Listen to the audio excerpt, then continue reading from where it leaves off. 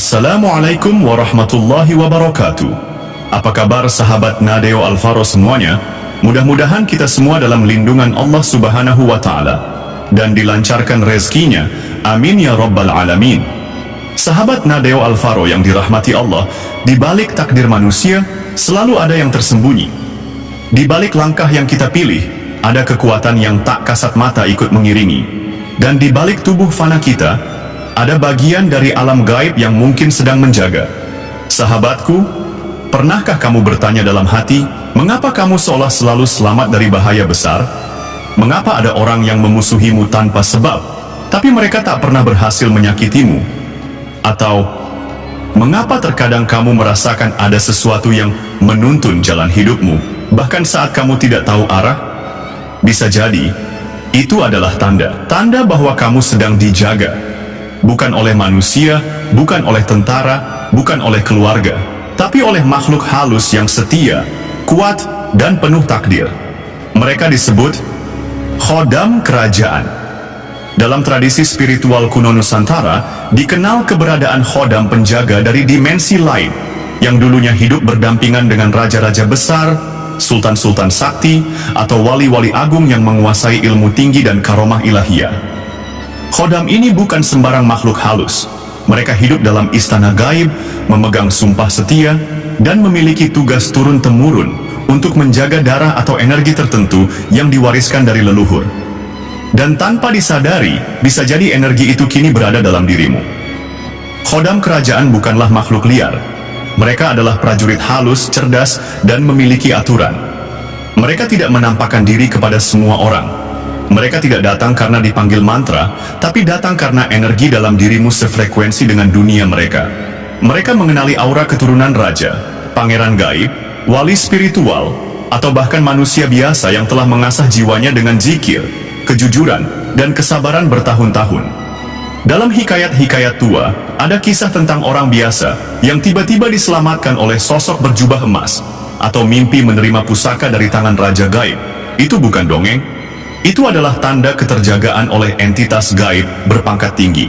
Tapi pertanyaannya, bagaimana kita tahu kalau kita dijaga oleh khodam kerajaan?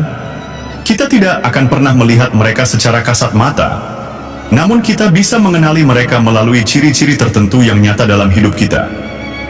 Ciri-ciri ini bukan hasil rekayasa, tapi buah dari pengalaman spiritual, pengetahuan warisan leluhur, dan kisah-kisah dari mereka yang telah mengalami kedekatan dengan dimensi khodam. Dan inilah alasan mengapa video ini hadir.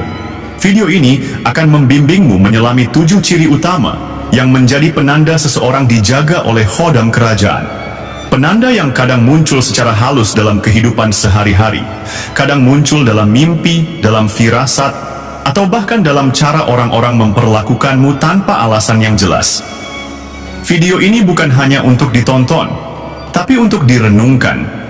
Karena mungkin saja, saat kamu menyimaknya, kamu sedang dibimbing untuk mengenali penjaga yang selama ini setia di balik langkahmu. Maka siapkan hatimu, tenangkan pikiranmu, dan izinkan dirimu membuka mata batin, karena sebentar lagi, kita akan memasuki dunia yang tidak bisa dijelaskan dengan logika, tapi terasa sangat nyata dalam jiwa. Inilah 7 ciri orang yang dijaga khodam kerajaan. Ciri yang pertama, wajahnya berwibawa meski tanpa usaha. Orang yang dijaga oleh khodam kerajaan memiliki cahaya wibawa yang tidak dibuat-buat, bukan karena pakaian mewah, bukan karena ilmu pidato, tetapi karena energi khodam kerajaan itu menempel pada auranya, bahkan sejak kecil. Wibawa ini membuat orang yang lebih tua segan kepadanya, anak kecil memandangnya dengan rasa takjub, dan orang awam merasa beda meski baru bertemu. Wajahnya bisa saja biasa-biasa saja secara fisik, tapi ada getaran energi tinggi yang membuat orang tak berani sembarangan berkata atau bertindak kasar di hadapannya. Secara spiritual, ini disebut sebagai auranya dihiasi jinatan raja, semacam pancaran metafisik yang memengaruhi alam bawah sadar orang-orang di sekitarnya. Khodam kerajaan yang menempel padanya dulunya mungkin pernah menjadi penjaga sultan atau prajurit gaib dalam istana spiritual zaman dahulu, dan kini mewarisi kewibawaan itu kepada tuannya yang baru. Ciri kedua, disukai oleh orang-orang tertentu tapi ditakuti yang berniat jahat. Khodam kerajaan sangat selektif terhadap energi. Ia akan menyesuaikan getarannya dengan nurani dan niat manusia yang mendekati tuannya. Itulah sebabnya, orang-orang baik, jujur, dan ikhlas akan merasa nyaman berada di dekat orang ini. Tapi orang yang menyimpan dendam, hasad, atau niat buruk akan merasa tidak tenang di sekitarnya, bahkan bisa merasa panas, gugup, atau sesak. Banyak orang dengan khodam kerajaan tidak sadar kalau mereka dijauhi orang-orang yang licik atau bermuka dua. Padahal, sesungguhnya itu adalah bentuk perlindungan. Khodam memiliki kemampuan membaca energi niat manusia. Mereka akan mengunci aura tuannya agar tidak bisa disentuh oleh orang-orang jahat secara batin maupun fisik. Seringkali, rencana jahat orang tertentu bisa gagal total tanpa sebab yang jelas, atau bahkan balik mencelakai pelakunya sendiri. Ciri ketiga, sering menerima pertolongan gaib di saat genting. Salah satu tanda paling nyata dari khodam kerajaan adalah pertolongan tiba-tiba saat tuannya dalam bahaya. Beberapa contoh nyata yang sering terjadi, seseorang hendak tertabrak, tapi seolah ditarik oleh kekuatan tak terlihat. Sakit parah yang secara medis sulit dijelaskan, lalu sembuh total setelah tidur, atau mimpi bertemu sosok berpakaian istana. Selamat dari serangan gaib, atau niat jahat orang lain tanpa disadari. Khodam kerajaan memiliki akses kepada alam jin golongan tinggi. Mereka bisa mengatur energi sekitar, memengaruhi keadaan, dan bahkan mengalihkan bahaya yang datang baik secara fisik maupun batin. Inilah yang disebut dalam budaya Jawa sebagai pangayoman gaib, yaitu perlindungan dari dunia tak terlihat yang diwariskan melalui jalur leluhur atau spiritual murni. Ciri keempat, mimpi bertemu raja, istana, atau sosok bermahkota. Mimpi adalah gerbang komunikasi utama antara manusia dengan dunia khodam. Orang yang dijaga khodam kerajaan akan mengalami mimpi berulang seperti memasuki istana emas atau keraton agung, bertemu sosok berjubah putih atau berpakaian raja, mendapatkan benda pusaka atau simbol kerajaan seperti keris, tombak, mahkota, atau stempel. Makna dari mimpi-mimpi itu bukan hanya indah, tapi berisi perintah atau pembukaan energi spiritual. Biasanya, setelah mimpi itu, orang tersebut mengalami perubahan batin, lebih tenang dan waskita, tajam perasaan, atau lebih kuat menghadapi ujian hidup. Itu tandanya khodam kerajaan mulai aktif dan membuka jalur komunikasi gaibnya. Ciri kelima, terasa ada energi gaib di sekitar rumah atau tubuhnya. Energi khodam kerajaan tidak hanya melekat pada jiwa seseorang, tetapi sering menetap di lokasi tertentu, khususnya kamar tidur, pojok rumah, tempat orang itu sering duduk atau berzikir. Beberapa pertanda yang sering terjadi, angin dingin lewat di tempat tertutup, aroma wangi bunga yang tidak berasal dari apapun, binatang seperti kupu-kupu besar, burung tertentu, atau kucing yang sering datang tanpa sebab. Rumah atau ruangan orang yang dijaga khodam kerajaan akan terasa berbeda auranya. Tenang, berat, tapi juga nyaman bagi orang baik. Makhluk halus jahat enggan masuk ke wilayah ini, karena khodam kerajaan akan menjaga batasnya dengan keras. Ciri keenam, punya aura pemimpin dan sering dijadikan tempat minta pendapat. Tanpa diminta, orang ini sering dijadikan tempat bertanya, penengah konflik, atau ditunjuk untuk memimpin dalam kelompok. Ciri khas lainnya, ucapannya berbobot, walaupun sederhana, saat dia bicara, semua orang mendengar. Sering memimpin tanpa niat ingin memimpin. Itulah efek dari energi khodam kerajaan. Dulu mereka adalah penjaga raja dan pengawal spiritual istana. Jadi saat mereka menempel pada seseorang, mereka membawa serta aura kepemimpinan dan tata krama kerajaan. Seringkali orang ini pun tidak menyadari bahwa dirinya memengaruhi lingkungan. Tapi sebenarnya itulah bentuk karomah dari perlindungan yang dia bawa. Ciri ketujuh, dihindari oleh makhluk halus jahat dan ilmu hitam tak memanjar. Orang dengan khodam kerajaan sulit disantet balik, atau diguna-guna. Bahkan jika seseorang mencoba mengirimkan jin jahat, membaca namanya untuk ditarik energinya, menyerangnya secara spiritual, biasanya energinya tidak bisa menembus. kalaupun berhasil, serangan itu akan berbalik kepada pengirimnya. Khodam kerajaan bekerja seperti prajurit tempur. Mereka akan melindungi secara totalitas bahkan dengan perlawanan.